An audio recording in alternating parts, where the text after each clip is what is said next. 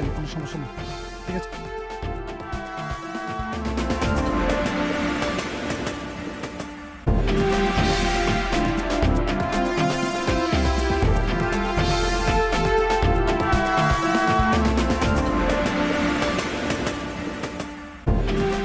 স্বাগত জানাচ্ছি নির্বাচন নিয়ে এখন টেলিভিশনের নিয়মিত আয়োজন ভোটের ট্রেনে।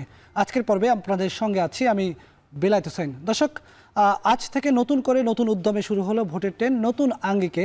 আজ থেকে প্রতিদিনই আমরা জানানোর চেষ্টা করব ভিন্ন ভিন্ন কোনো এজেন্ডা নিয়ে, ভিন্ন ভিন্ন কোনো পর্বে ভিন্ন কোনো বিষয় নিয়ে আমরা আলোচনা করব। সেই সাথে আমরা জানিয়ে দেওয়ার চেষ্টা করব নির্বাচনের ট্রেন ঠিক এখন কোন স্টেশনে আছে। শুরুতেই আজকে আমরা যেই বিষয়টি নিয়ে আলোচনা করতে চাই সেটি হচ্ছে সংখ্যানুপাতিক বা পিআর পদ্ধতির নির্বাচন।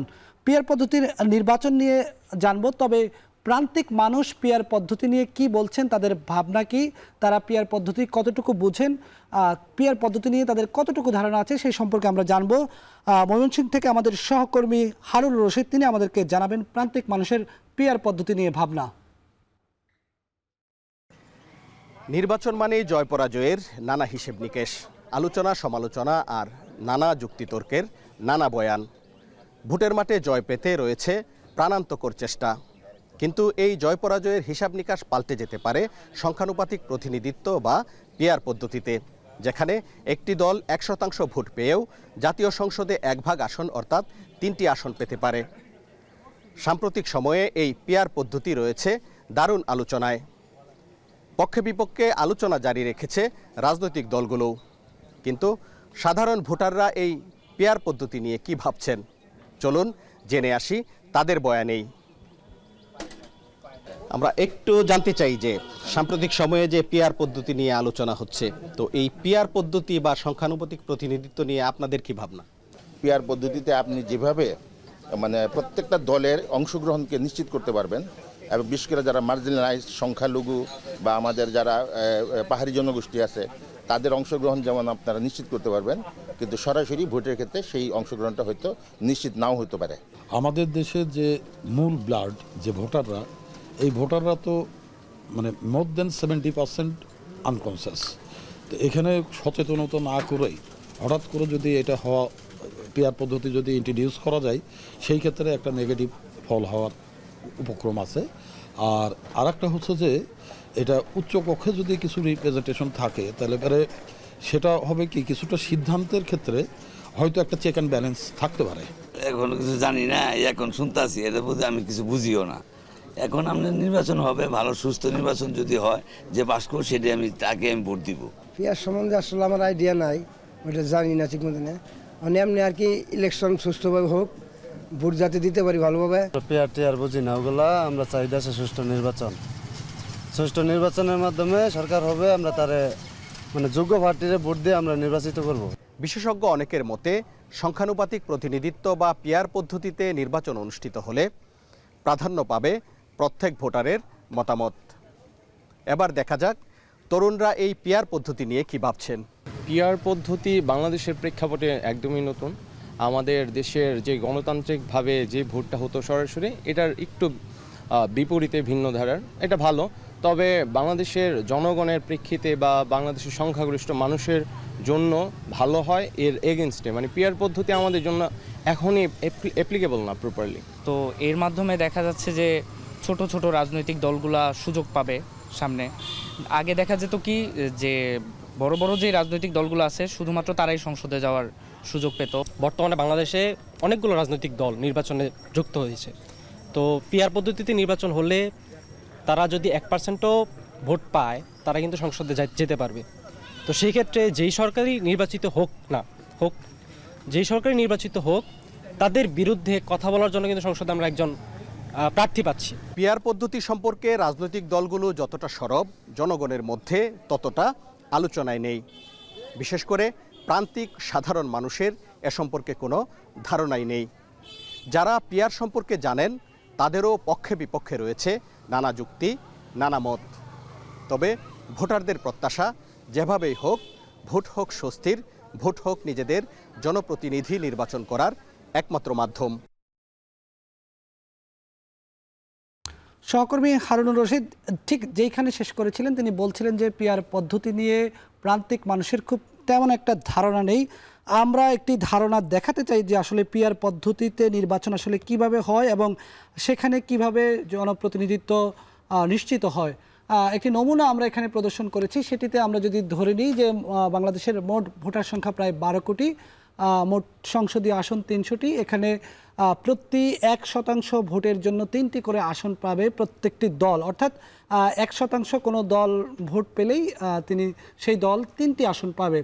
আমরা এটি উদাহরণের জন্য ধরে নিচ্ছি যে দল ক পেয়েছে 45% ভোট, সেক্ষেত্রে তাদের সংসদে 3 45 135টি আসন নিশ্চিত হবে। আর দল খ যদি 35% ভোট পায় তাহলে 105টি আসন তারা পাবে। আর দল গ যদি 10% ভোট পায় তাহলে তারা 30টি আসন সংসদে পাবে।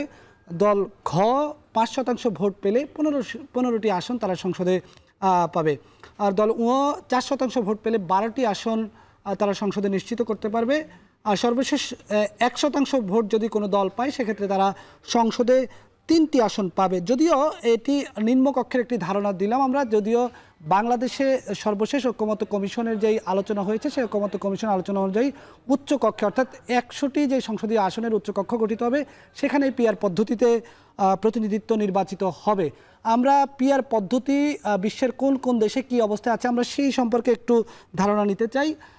আমরা যদি একটু মোটা দাগে বলি, 170টি গণতান্ত্রিক দেশের মধ্যে পিআর পদ্ধতি প্রচলিত আছে 91টি দেশে, অর্থাৎ 170টি দেশের 54% দেশে পিআর পদ্ধতি আছে। অন্যদিকে উন্নত দেশগুলোর যে সংগঠন ওইসিডির 36টি দেশের মধ্যে 36টি সদস্য দেশের মধ্যে পিআর পদ্ধতি 25টি দেশে আছে, অর্থাৎ প্রায় 70% দেশে আছে। অর্থাৎ পৃথিবীতে যেই গণতান্ত্রিক দেশগুলো রয়েছে সেই গণতান্ত্রিক দেশগুলোর বেশিরভাগ দেশেই কিন্তু মোটামুটি আগে বলা যায় যে পিআর পদ্ধতি কেউ আংশিক, কেউ পূর্ণভাবে, কেউ নিম্নকক্ষে, কেউ উচ্চকক্ষে, নানাভাবে নানা আঙ্গিকে পিআর পদ্ধতি এরই মধ্যে চালু করেছে। পিআর পদ্ধতি নিয়ে আমরা আরও আলোচনা করব। আমাদের সঙ্গে দুজন বিশেষজ্ঞ আজকের পর্বে যুক্ত হয়েছেন। আমাদের সঙ্গে যুক্ত আছেন নির্বাচন বিশেষজ্ঞ, নির্বাচন সংস্কার কমিটির সদস্য ডক্টর আব্দুল আলিম।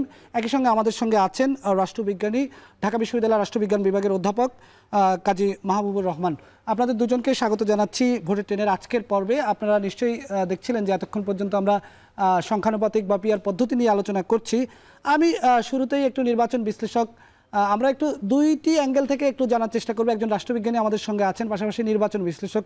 নির্বাচনের সাইড থেকে এবং যদি আমরা রাষ্ট্রবিজ্ঞানের সাইড থেকে দুইভাবে যদি আমরা পিআরকে দেখি কিভাবে দেখব, আমি শুরুতে একটু আপনার কাছে আসতে চাই যে যেহেতু আমরা অনেক প্রান্তিক মানুষের কথাও শুনলাম, তারা বলছে এখনও তারা পিআর পদ্ধতি বোঝে না, যে জিনিসটা তারা বোঝে না সেই জিনিসটি তারা কেন গ্রহণ করবে, আপনার কাছে একটু জানতে চাই।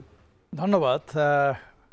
গ্রহণ করার বিষয়টা আসলে পরে তাদেরকে আগে বুঝতে হবে, না বুঝে তো তারা কেউ গ্রহণ করবে না, খুব স্বাভাবিক ব্যাপার। এবং আমরা যখন এই পদ্ধতি প্রথম প্রস্তাব করলাম সেটা ফেব্রুয়ারি মাসের 15 তারিখে আমাদের যে সংস্কার কমিশনের প্রতিবেদন সেটা যখন জমা দিলাম তখন কিন্তু এটা নিয়ে অনেক আলোচনা শুরু হয়ে গেল এবং আমরা প্রস্তাব করলাম যে এটা শুধুমাত্র আপার হাউসে থাকবে, লোয়ার হাউসে এটা থাকবে না। অর্থাৎ ফেব্রুয়ারি থেকে এখন কোন মাস, আমরা আগস্টের প্রথম দিকে চলে আসছি, বেশ কয়েক মাস পার হয়ে গেছে। এটা নিয়ে কিন্তু অনেক আলাপ আলোচনা হচ্ছে, কিন্তু যেহেতু পলিটিক্যাল পার্টিগুলো ঐক্যমত এখন পর্যন্ত আসে নাই, কাজে এটা নিয়ে কিন্তু কোনো রকম অ্যাডভোকেসি, কোনো রকম ভোটার অ্যান্ড সিভিক এডুকেশন, কোনো রকম ওইভাবে প্রান্তিক লেভেলে কোনো আলোচনা হয় নাই। এটা টেলিভিশনের মধ্যে আসছে, পত্রপত্রিকা আসছে, হয়তো বিভিন্ন আপনার হয়তো আরবান অঞ্চলে, শহর অঞ্চলে ডিসকাশন আছে, কিন্তু প্রান্তিক পর্যায়ে কোনো ডিসকাশন হয় নাই। কাজে আমার কাছে মনে হয় এটা নিয়ে খুব ডিসকাশন দরকার ছিল, যে এটা কী জিনিস, কোত্থেকে আসলো, কীভাবে আসলো, এটার ভালো দিক কী, মন্দ দিক কী, এইসব বিষয় নিয়ে আরও ডিসকাশন দরকার ছিল। যে কারণে তারা, আমি যেটা দেখলাম আপনার প্রতিবেদনে, যে প্রান্তিক লেভেলে যারা আছে তারা কোনো কিছু বোঝে না। তারা কি চাচ্ছে? তারা চাচ্ছে সুষ্ঠু নির্বাচন, ফ্রি ফায়ার ইলেকশন, সেটা যে পদ্ধতি হোক না কেন। অনেকে কিন্তু সেইটা কথা বললেন, যদিও পক্ষে বিপক্ষে ভিন্ন ভিন্ন মতামত আছে, তারপর এটা নিয়ে ব্যাপক আলোচনা দরকার। আর এটা যে হুট করে সম্ভব তাও কিন্তু না, এটা একটা সময়ের ব্যাপার। এবং সবচেয়ে বড় জিনিস হচ্ছে আপনার এটা করতে গেলে ঐক্যমত লাগবে, ঐক্যমত ছাড়া এটা অসম্ভব। কারণ আপনাকে সংবিধান পরিবর্তন করতে হবে, তাছাড়া তো আপনি সিস্টেমে যেতেই পারবেন না। আর সেক্ষেত্রে পিআর পদ্ধতির সুবিধাটা কি? পিআর পদ্ধতি এটা অধিক প্রতিনিধিত্বমূলক। আপনি যেটা বললেন যে কোনো দল যদি 1% ভোট পায়, সে 1% আসন পাচ্ছে পার্লামেন্টে, কাজে সবার একটা অংশগ্রহণ থাকবে। আপনি সিম্পল চিন্তা করে দেখেন, 2020 সালের দিকে সম্ভবত, আমার ঠিক মনে পড়ছে না, ঢাকা 10-এ একটা উপনির্বাচন হলো, তাই না? করোনার শেষের দিকে বা মাঝামাঝি কোনো একটা সময় বা শুরুর দিকে 10% ভোটার টার্নআউট ছিল সেই নির্বাচনে। অর্থাৎ যিনি এমপি হলেন তিনি 10% বা তার আরও কম মানুষের সাপোর্ট নিয়ে নির্বাচনে গেলেন। কিন্তু গণতন্ত্র মানে কি? সংখ্যাগরিষ্ঠের শাসন। উনি মাত্র 10% বা তার চেয়ে কম ভোট নিয়ে পার্লামেন্টে চলে যাচ্ছেন, আর বাকি 90% ভোট কোথায় গেল? ওয়েস্টেজ। পিআর পদ্ধতিতে সেই ওয়েস্টেজের কোনো সুযোগ নাই। আর এপিটিভি সিস্টেমে একটা বড় জিনিস হচ্ছে, এটা যখন হয় এটাকে আমরা বলি উইনার্স টেক অল সিস্টেম, অর্থাৎ যে দল ক্ষমতায় যাবে, যিনি এমপি হবেন, হি কন্ট্রোলস এভরিথিং, তারা সব কিছু নিয়ন্ত্রণ করে ফেলে, অর্থাৎ অপোজিশনের কোনো স্পেস থাকে না। কিন্তু পিআরে যেহেতু সবারই একটা প্রতিনিধি থাকে, তখন কিন্তু তারা সবাই কথা বলে, তাদের ভয়েস রেস করতে পারে। তবে আরেকটা দিক হচ্ছে যে এই যে পিআর সিস্টেমের যে অসুবিধা, হয়তো উনি আরও বলবেন, আমি খুব সংক্ষেপে শেষ করি। যেহেতু মানুষ ভোট দিবে দলকে, প্রার্থীকে ভোট কিন্তু দিবে না, তখন জনগণের সঙ্গে যারা প্রার্থী তাদের এক ধরনের গ্যাপ সৃষ্টি হয়, যেহেতু তারা দলকে ভোট দিচ্ছে। অর্থাৎ আমি যদি প্রার্থী, আমি তখন আমার এলাকায় যাব না, জনগণের সঙ্গে কথা বলবো না, কারণ আমাকে তো জনগণ ভোট দিচ্ছে না, ভোট দিচ্ছে দলকে। তখন এক ধরনের ডিস্টেন্স তৈরি হয়, এটা একটা অসুবিধা। সো এইভাবে নানা রকম পজিটিভ। আমরা আপনার কাছে আসবো। আমি অধ্যাপক কাজী মাহবুবুর রহমান স্যারের কাছে যেতে চাই। আমি দেখেছি বিভিন্ন জায়গায় লেখালেখিতেও আপনি পিআর পদ্ধতির এক ধরনের বিরোধিতাই করেছেন। আপনার কাছে কেন মনে হয় যে পিআর পদ্ধতিটা বাংলাদেশের জন্য, আমি আপনার লেখালেখির সূত্র ধরেই বলছি যে পিআর পদ্ধতিটা এখনো বাংলাদেশের জন্য সঠিক কোনো পদ্ধতি নয়? আপনাকে ধন্যবাদ। প্রথমত হলো পিআর পদ্ধতিটা কিন্তু একটু জটিল, কনসাস পিপলের জন্য খুব কাজে দেয়। তাই বলে যে আমাদের পার্শ্ববর্তী রাষ্ট্র মানে ইন্ডিয়াতেও কিন্তু পিআর পদ্ধতি আছে, তো সেখানে তো সবাই খুব শিক্ষিত লোক না, কনসাস লোক না। আর প্রথমত হলো আপনি যে 51টি রাষ্ট্রের কথা বলছেন, এর মধ্যে কিন্তু 85টা রাষ্ট্রে কিন্তু পার্টি লিস্ট মানে পিআর পদ্ধতি। এছাড়া আপনার সিঙ্গেল ট্রান্সফারেবল আছে, একটা মিক্সড মেথড আছে। তো এই 3টা মেথড কিন্তু মানে আমাদের ভারতে যেটা চলে, এটা হলো আপনার দ্বিতীয় ক্যাটাগরিটা। তো এখন দেখা যাচ্ছে কি, এই যে আমি আপনাকে বললাম সিঙ্গেল ট্রান্সফারেবল, মিক্সড মেথড, তারপর আপনাকে বললাম যে পার্টি লিস্ট, এই যে শব্দগুলো, এগুলো মানে সেভাবে আয়ত্ত করার জন্য আমাদের সেই কমিউনিটি দরকার, এটা একটা ব্যাপার গেল।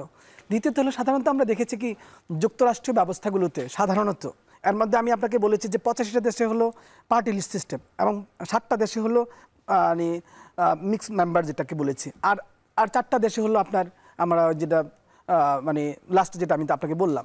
এই যে 4টা ব্যবস্থা আছে, 3টা ব্যবস্থা আছে, এই ব্যবস্থাগুলোতে আবার কিন্তু মানে কিভাবে আপনি পার্টি লিস্টেও কীভাবে গণনা করবেন, মেথডও আলাদা আছে।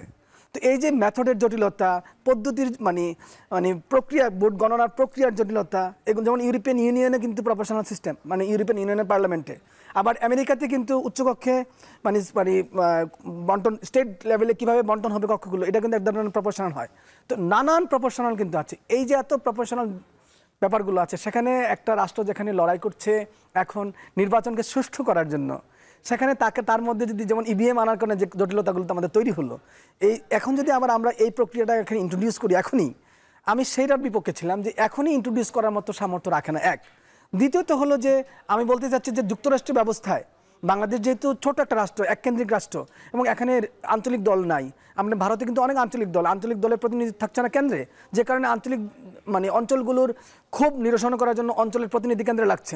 এই অবস্থা যেহেতু সর্বভারতীয় দলের সংখ্যা কম, সেক্ষেত্রে তাদেরকে কিন্তু ওইভাবে প্রতিনিধিত্ব বের করে নিয়ে আসছে। আমাদের কিন্তু সেই সমস্যাটা নাই।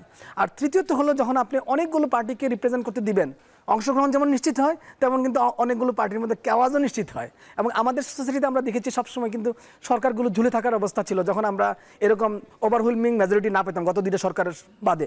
তো তখন তো ইভেন 1954 সালের নির্বাচনেও দেখা গেছে যে মানে সরকার নিয়ে টানাটানি। তো এখন যদি আমরা এরকম নানান রিপ্রেজেন্টেশন থাকে নিম্নকক্ষে, তখন কিন্তু সরকারটা অস্থির হয়ে যাবে, অস্থিতিশীল চলে যাবে। আর উচ্চকক্ষের ক্ষেত্রে আমার প্রায়োরিটি ছিল যে শেষের দিকে আমি একটু সংশোধন করেছিলাম, সেটা হলো যে আপনি 50% আসন উচ্চকক্ষে আপনি পার্টি লিস্টে দিতে পারেন, কিন্তু বাকি 50% যদি আপনি সংখ্যালঘু, তারপরে নৃতাত্ত্বিক গোষ্ঠী এবং আরও ধরনের মানে শিক্ষিত জনগোষ্ঠী যারা মানে শিক্ষক বা অন্যান্য কোনো শ্রেণীর প্রতিনিধি রাখতে চান, এরকম নানানভাবে বাকি 50% আপনি বন্টন করে দেন, তখন কি হবে, অন্তত আপনি পার্টির একটা রিপ্রেজেন্টেশন থাকলো উচ্চকক্ষের, মানে উচ্চকক্ষে এটুকু আমরা নিশ্চিত করলাম। কিন্তু নিম্নকক্ষে যদি আমরা এটা করতে চেষ্টা করি, তাহলে আমার কাছে মনে হচ্ছে যে অনেকগুলো পার্টি যখন ক্ষমতা পেয়ে যাবে।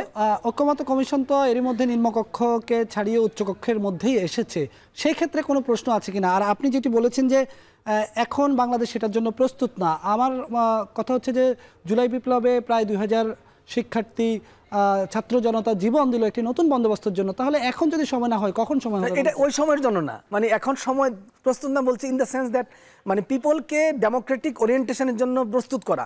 আমাদের সোসাইটিতে তো এখন এই যে আপনি যেভাবে দেখলেন, মানে এই লোকগুলো এই ধরনের সিস্টেমের সাথে পরিচিত না। আপনি একটা সুষ্ঠু নির্বাচন করেন, একটু ধারাবাহিকতা রক্ষা করেন সুষ্ঠু নির্বাচনে, যেটা আমরা 91 সালে শুরু করেছিলাম, আমার 2009 সালে স্টপ হয়ে গেল। আমরা যদি ওই কাজটা মানে রাখতে পারতাম, চালু রাখতে পারতাম, এখন কিন্তু আমরা পিয়ার সিস্টেমে যেতে পারতাম আরও অধিক মানে রিপ্রেজেন্টেশনের জন্য। এখন আমরা তো শুরু করছি শুরু থেকে আবার, তো আমরা যেহেতু শুরু থেকে শুরু করছি, আপনি কিছু সময় দেন রাষ্ট্রটাকে, জাতিটাকে এটা অ্যাডজাস্ট করার জন্য। কিছু কিছু এগ্রিমেন্ট আপনি কমপ্লিট করেন এবং উচ্চকক্ষে দেখেন না মানে আপার হাউসে কী রকম রিপ্রেজেন্টেশনটা হলে কী ধরনের মানে রিফ্লেকশন আসে। এবং এক্ষেত্রে আপনি পুরোটাই 100% না করে 50% এখন করলে আমার কাছে মনে হচ্ছে এটা বেটার হতো। আর নাগরিকদেরকে কনসাস না করে এবং নাগরিকদের যে ম্যানিপুলেশন আছে, বেনিফিট পাওয়ার মধ্যে যে কম্পিটিশন আছে এবং রাজনৈতিক দলগুলোর মধ্যে মারাত্মক কনফ্লিক্ট এখনও স্টিল, মানে ক্ষমতা যাওয়ার জন্য, মানে ক্ষমতাকে অর্জন করার জন্য কম্পিটিশন, নাগরিকের সেবা দেওয়ার জন্য কম্পিটিশন রাজনৈতিক দলগুলোর মধ্যে খুব লিমিটেড। তো সেই জায়গা থেকে যখন এরকম পরিস্থিতি তৈরি হয়, তখন আমি বলছি যে এখনই পিআর সিস্টেমের মাধ্যমে রাজনৈতিক দলকে নিয়ে যাওয়া ঠিক হবে না। ডক্টর আব্দুল আলিমের কাছে আসতে চাই। রাষ্ট্রবিজ্ঞান বিভাগের অধ্যাপক, রাষ্ট্রবিজ্ঞান বিভাগের শিক্ষক বলেন যে এখন বাংলাদেশ রাষ্ট্র হয়তো ওইভাবে প্রস্তুত না, আগে মানুষকে সচেতন করতে হবে। তাহলে এখন এই সংস্কারের প্রয়োজনটা কতটুকু আপনার মনে? আমি কিন্তু উনি যে কথাটা বলেছে, আমাদের যে পরামর্শটা নির্বাচন ব্যবস্থা সংস্কার কমিশনের, আপার হাউসে 50% সিট দল থেকে যাবে, লোয়ার হাউসের যে ভোটার যে হারটা তার পরিপ্রেক্ষিতে যাবে, আর বাকি 50% কিন্তু অন্যান্য পেশা থেকে আসবে। আমরা কিন্তু ঠিক এই কথাটাই বলেছি, অর্থাৎ উনি যেটা বলছেন সেটা আমরা বলে দিয়েছি আগেই, সেই 15 ফেব্রুয়ারিতে যখন আমরা রিপোর্ট সাবমিট করলাম। আর আমি আরেকটা কথা, শুরুতে আপনি আমাকে যখন জিজ্ঞেস করলেন, এটা নিয়ে বেশ কিছু আলোচনা দরকার, অ্যাডভোকেসি দরকার, ভোটার সিভিক এডুকেশন দরকার, এবং মানে পরিবর্তন তো আসলে আপনার এই যদিও সময় লাগে, আমরা কিন্তু সময় পার করে ফেলেছি। আপনি যে প্রশ্নটা করলেন যে আমরা এই যে 1 বছর পার করলাম, 5 তারিখ কিন্তু বেশি দেরি নাই, তাই না? এবং এই যে একটা ব্যাপার আমরা সবসময় সারাক্ষণ বলে যাচ্ছি, একটা কেউ কেউ বলে রাজনৈতিক বন্দোবস্ত, একটা ট্রান্সফরমেশন, পলিটিক্যাল ট্রান্সফরমেশন, হ্যাঁ, কাজে এইটা কিন্তু সবাই চাচ্ছে, একটা চেঞ্জ দরকার। এবং আমরা কিন্তু অনেকে হতাশ, চেঞ্জ এখন পর্যন্ত আমরা দেখতে পাচ্ছি না। পলিটিক্যাল পার্টিগুলোর মধ্যে এক ধরনের ডিভিশন আছে। এই যে এখন যেটা ঐক্যমত কমিশন বলছে যে আমরা 100 আপার হাউসে 100 আসন রাখছি, এটা ধরে আমরা এই প্রতিবেদনটাকে চূড়ান্ত করছি, এটা নিয়ে কিন্তু ভিন্ন মত আছে। পলিটিক্যাল পার্টি একটা ডিভাইডের মধ্যে আছে। এই জন্য আমি যেটা বলছি, যেটা ঐক্যমত না হলে এই জিনিসটা করা ডিফিকাল্ট হবে। এখন ধরেন যদি একটা ইলেকশন হলো, বিএনপি ক্ষমতায় গেল, বিএনপি যদি এটা না মানে, তাহলে কি হবে? এটা বাস্তবায়ন হবে? এটা কি বাস্তবায়ন হবে? সম্ভব হবে না। কাজে এই জন্য এটা জনগণের একটু ভালো করে আসলে সবাইকে বোঝাতে হবে। একটু সময় তো লাগবে, নিঃসন্দেহে সময় লাগবে, সময় ছাড়া হবে না। বাট এখানে আবার সেই কনসেনসাস দরকার। আমি যদি নেপালে চলে যাই একটুখানি, নেপালে যখন রাজতন্ত্রের পতন হলো, তখন পার্লামেন্টে যত আসন ছিল সেই আসন সংখ্যা বাড়িয়ে মায়োইস্ট যারা এই একদম অস্ত্র নিয়ে যুদ্ধ করেছিল তাদেরকে পার্লামেন্টে স্থান দেওয়া হলো। অর্থাৎ একটা ঐক্যমত করে তারা একটা ইন্টারিম একটা সরকার, ইন্টারিম একটা কি বলে এই কনস্টিটিউশন গঠন করে তারপরে তারা আস্তে আস্তে মুভ করলো। তা আমাদের আসলে ওই প্রথম থেকে শুরু করা দরকার ছিল, একটা আলোচনা করে ঐক্যমতে আসা। আর এখন আমরা 1 বছর পার হয়ে গেছে, এখন পর্যন্ত ঐক্যমতে আসতে পারি নাই, এটা আনফরচুনেট। ডক্টর আব্দুল আলিম, আপনার কাছে আমার আরেকটি প্রশ্ন থাকবে। আমি রাষ্ট্রবিজ্ঞান বিভাগের অধ্যাপক, ঢাকা বিশ্ববিদ্যালয়, ওনার কাছেও প্রশ্ন রাখবো, যেটি বলছেন যে বিএনপি এখন পর্যন্ত আসলে পুরোপুরি পিআরের পক্ষে একমত হয়নি, নোট অফ ডিসেন্ট দিয়ে তারা এটি জুলাই সনদে যুক্ত করতে চাচ্ছে। সেক্ষেত্রে এটির একেবারে চূড়ান্তভাবে যদি আমরা বলি যে এই পিআর পদ্ধতির ভবিষ্যৎ বা কি, সেই বিষয়ে আমরা জানবো। তবে তার আগে নিচ্ছি ছোট্ট একটা বিরতি।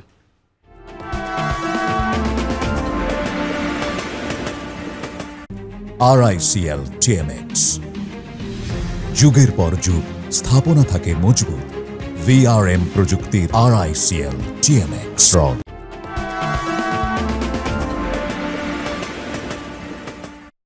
স্বাগত আরেকবার, দেখছেন ভোটের ট্রেন। বিরতির আগে আমরা কথা বলছিলাম পিআর পদ্ধতির সুবিধা অসুবিধা নিয়ে। সুবিধা নিয়ে কথা বলছিলেন, অসুবিধার কথা বলছিলেন ডক্টর আব্দুল আলিম। সেক্ষেত্রে বিএনপির নোট অফ ডিসেন্ট কী ধরনের প্রভাব ফেলবে নির্বাচন পরবর্তী সংস্কার বাস্তবায়নে, সেই প্রসঙ্গে আপনার কাছে যাব। তবে তার আগে আমরা অফ রেকর্ডে কিছু কথা বলছিলাম, সে বিষয়ে আমি আসতে চাই কাজী মাহমুদুর রহমান স্যারের কাছে। যে আসলে পিআর পদ্ধতি হয়ে গেলে, আমি এটি বলছি যে আসলে এখন তো এআই এর যুগ, এআই এর কাছে মানুষ অনেক প্রশ্ন করে। আমি এক ধরনের কি বলবো, এটা উৎসাহবশত আমি এর কাছে একটা প্রশ্ন করেছিলাম যে পিআর এর অসুবিধাটা কোথায়। সেক্ষেত্রে তারা সুবিধা অনেকগুলো বলেছে, কিন্তু একটি অসুবিধার কথাও তারা বলেছে যে চরমপন্থী কিছু দলও থাকে, তাদেরও সংসদে আসন নিশ্চিত হয়ে যেতে পারে পিআর পদ্ধতির কারণে। আপনি কি মনে করেন? এটা তো খুবই মানে এআই তো রাইটলি পয়েন্টেড করেছে, আউট করেছে। এবং আমি আপনাকে যে 2-3টা সিস্টেমের কথা বললাম, যে পার্টি লিস্ট, সিঙ্গেল মেম্বার অথবা মিক্স মেম্বার যেটা বললাম, আপনি যেখানেই যান না কেন, যদি আপনি আমাদের দেশে যে কমনলি যেটা বলা হচ্ছে পার্টি লিস্টের কথা, এখন এই পার্টি লিস্ট তো সব ধরনের পার্টি একটা দেশে আছে। আরেকটা পার্টি আছে যেটা আপনার গোপন পার্টি সিস্টেম আছে। এখন গোপনে যে ইনফর্মাল মেকানিজমগুলো যা কাজ করবে না তা তো না।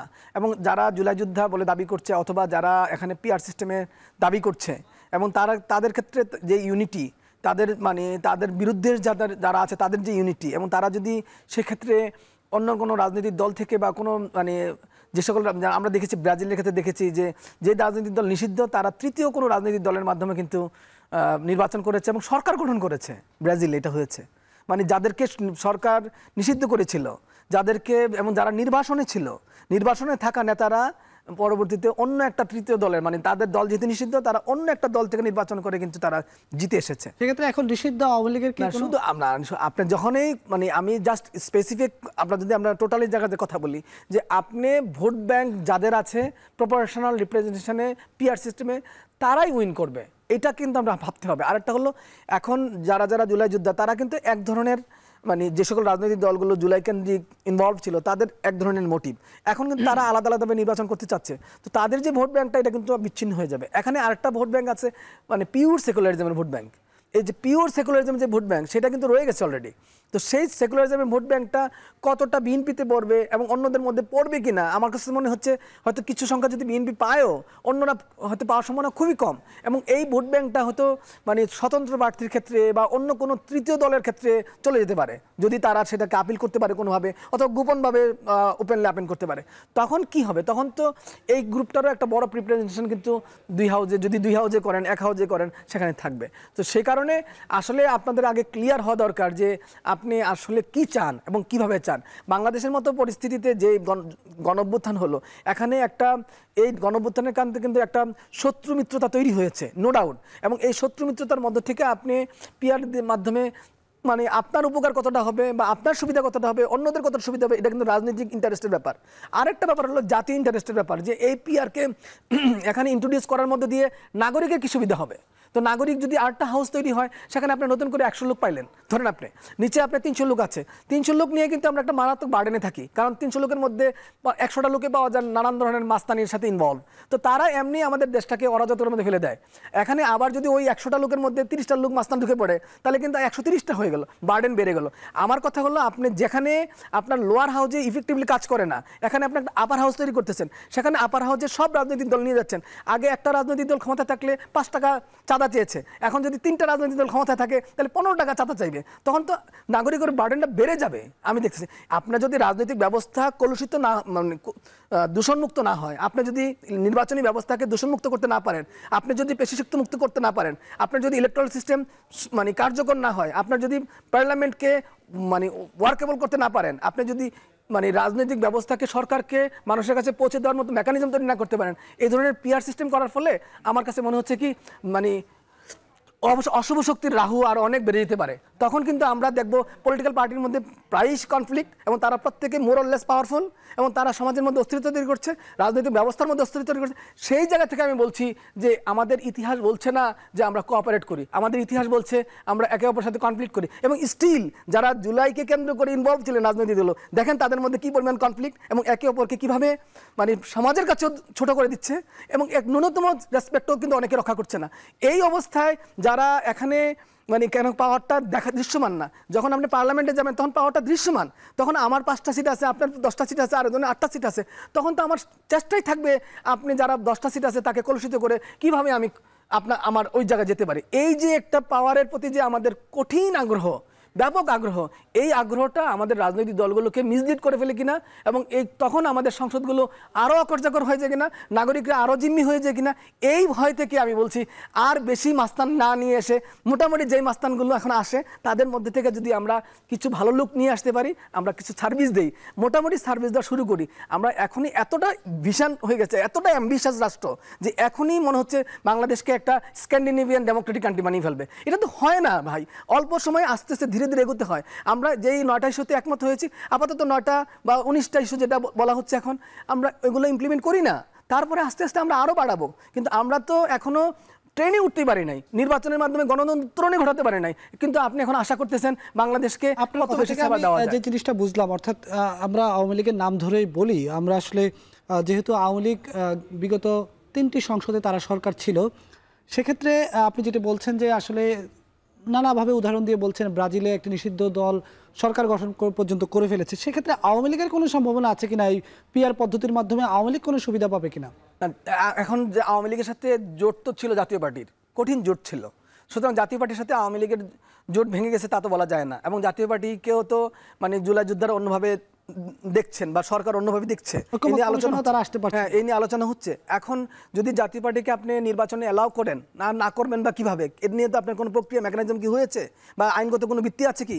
সুতরাং এই সকল ভিত্তি যেহেতু নাই, আমি কি বলতে মনে করতে পারি যে জাতীয় পার্টি আসতেছে নির্বাচনে, এবং অথবা আওয়ামী লীগের সাথে যে সকল বাম দলগুলো ছিল তারাও কিন্তু নির্বাচনে আসতেছে। সুতরাং আওয়ামী লীগের নেতারা যে মানে তাদের দল থেকে নির্বাচন করতে না পারলেও যে অন্য দল থেকে নির্বাচন করবে না তা না।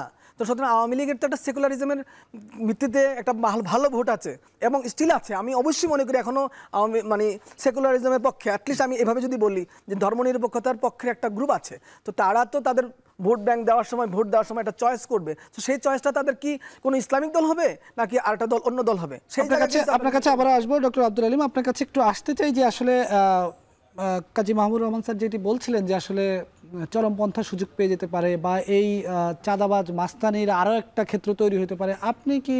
না, আমি পজিটিভ নেগেটিভ দুটোই বলেছি। পিআর সিস্টেমের কথা বলেছি যেটা, আমি এপিটিভি সিস্টেমের কথা বলেছি, দুটার কথাই বলেছি। এপিটিভি খুব সিম্পল, খুব সহজ, আমরা 50-53 বছর ধরে এইটা প্র্যাকটিস করছি। আমরা ইংল্যান্ড থেকে নিয়ে আসছি, ইংল্যান্ডের জ্যোতিটা নিয়ে খুব বিতর্ক ছিল।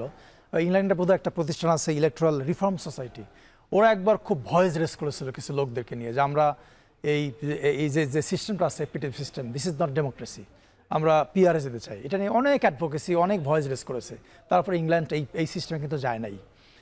কিন্তু আপনি যে প্রশ্নটা আমাকে শুরুতে করতেছিলেন, মানে মাঝখানে যেটা করতেছিলেন যে যেহেতু বিএনপি নোট অফ ডিসেন্ট দিয়েছে, সো এটার ভবিষ্যৎটা নিঃসন্দেহে, এটা ভবিষ্যৎ অন্ধকার, নিঃসন্দেহে অন্ধকার, কোনো সন্দেহ নাই এতে। কারণ এটা হচ্ছে আপনি দেখেন 90 সালের আন্দোলনের পরে পলিটিক্যাল পার্টিগুলো কিন্তু একটা ঐক্যমত এসেছিল, ওইটার কয়টা জিনিস বাস্তবায়ন হয়েছে? খুব অল্প কিছু জিনিস বাস্তবায়ন হয়েছে, বাকি বেশিরভাগ বাস্তবায়ন হয় নাই। এখন এই যে এতগুলো ইস্যুস, এগুলো যে বাস্তবায়ন হবে তার কোনো গ্যারান্টি কিন্তু নাই। বাট তারপরে আমি বলবো যে একটা সময়, একটা সার্টেন টাইম পরে হলেও আমাদেরকে আপার হাউসে পিআরটা রাখা দরকার। এই কারণেই ধরেন যে কেয়ারটেকার সরকার খুব খুব স্ট্র্যাটেজিক্যালি খুব সুন্দর করে ম্যানিপুলেট করে বা যেভাবে হোক না এটাকে বাতিল করা হয়েছে। এখন যদি আপার হাউস থাকতো, আপার হাউসের কাজ কি? লোয়ার হাউসে যে আইনগুলো হবে সেটাকে রিভিউ করা, তাই না? সেটাকে রিভিউ করবে। এখন যদি লোয়ার হাউস থেকে কেয়ারটেকার বাতিল করে আপার হাউস যেত, হয়তো আপার হাউস থেকে বাতিল করতো না। কাজে এটার নেগেটিভ সাইডের সঙ্গে পজিটিভ সাইড যে নাই তাও কিন্তু না, পজিটিভ সাইডও আছে।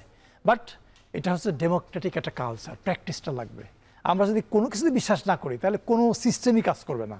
আপনি এপিটিভি বলেন, পিআর বলেন, যাই কিছু বলেন না কেন, কোনো সিস্টেম কাজ করবে না।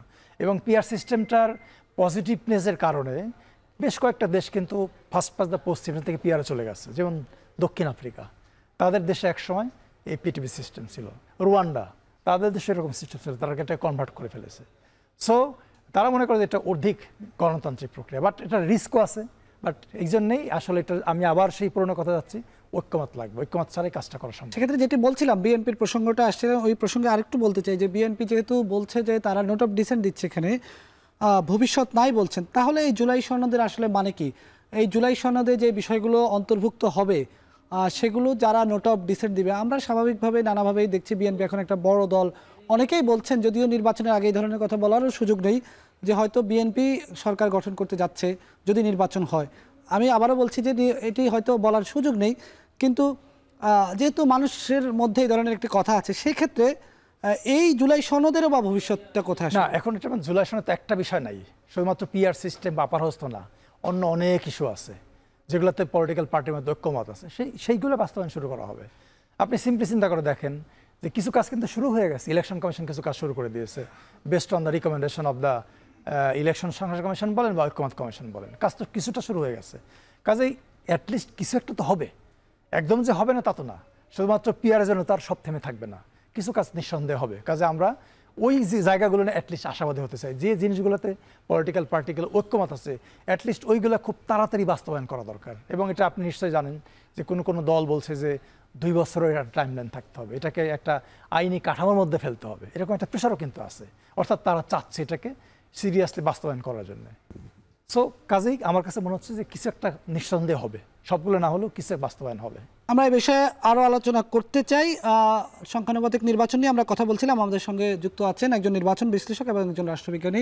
কথা বলবো আরও, নিচ্ছি ছোট্ট একটি বিরতি।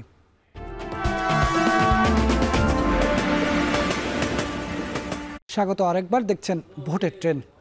বিরতির আগে আমরা কথা বলছিলাম পিআর পদ্ধতির সুবিধা অসুবিধা নিয়ে। আমরা একটু কাজী মাহবুবুর রহমান স্যার আপনার কাছে আবার একটু যেতে চাই। রাষ্ট্রবিজ্ঞানের শিক্ষক আপনি, রাষ্ট্রবিজ্ঞানের জায়গা থেকেই প্রশ্নটি করতে চাই। আসলে অ্যারিস্টটল প্লেটো যে গণতন্ত্রের ধারণা দিয়েছেন, সেই গণতন্ত্রে পিআর এর সঙ্গে মিল অমিলটা কোথায়?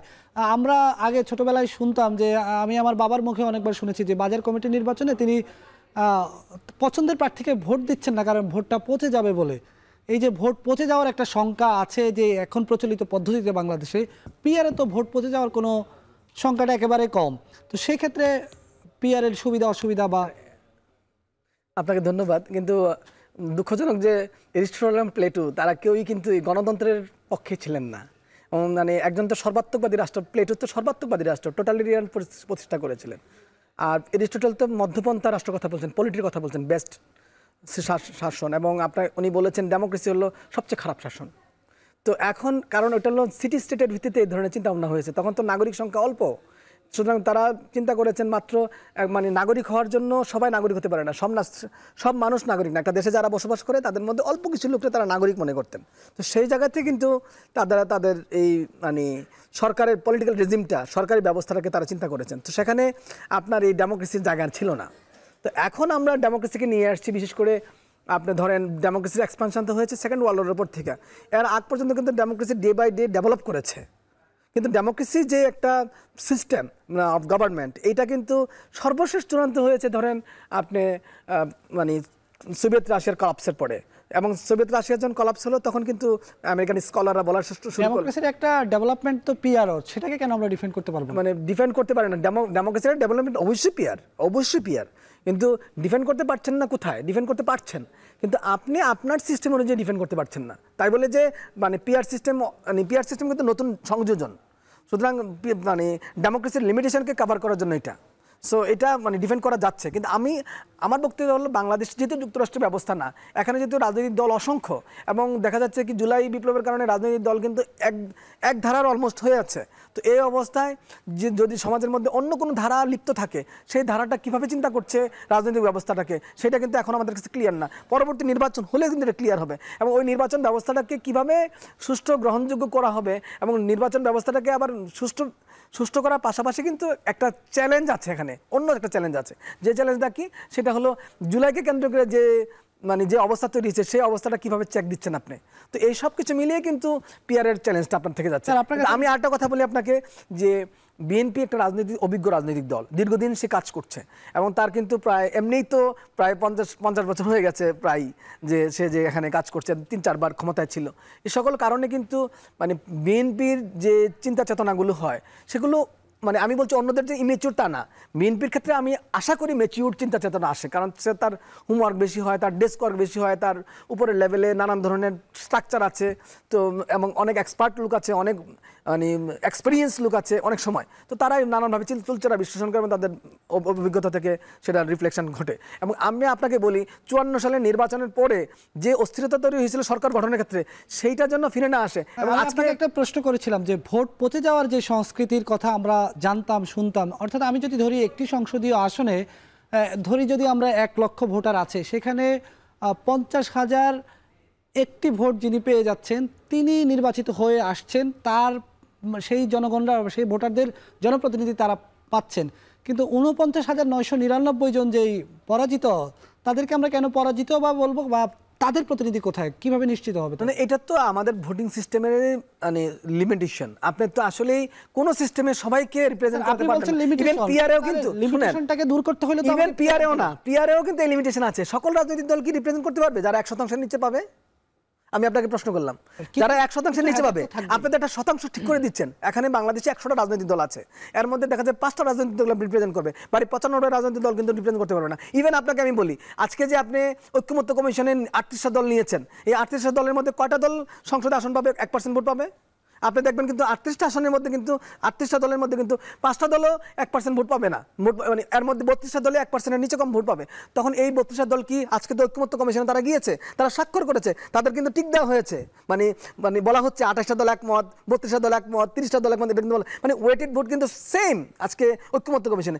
সেখানে কিন্তু নির্বাচন যখন হবে তখন কিন্তু তাদের মানে তখন কিন্তু তাদের প্রপোর্শনাল রিপ্রেজেন্টেশন থাকবে না। এই যে আপনার সিস্টেম অনুযায়ী কিন্তু 38টা দলের মধ্যে কিন্তু 32টা দল আগামী সংসদে নাও থাকতে পারে, তখন কি আপনি বলবেন না প্রপোর্শনাল রিপ্রেজেন্টেশনও কিন্তু মানে রিপ্রেজেন্টেশন হলো না? ওই 32টা দলের কি সমর্থক নাই? তাদেরকে তো আপনি দাওয়াত করলেন ঐক্যমত্য কমিশনে, তাহলে তাদেরও সমর্থক আছে।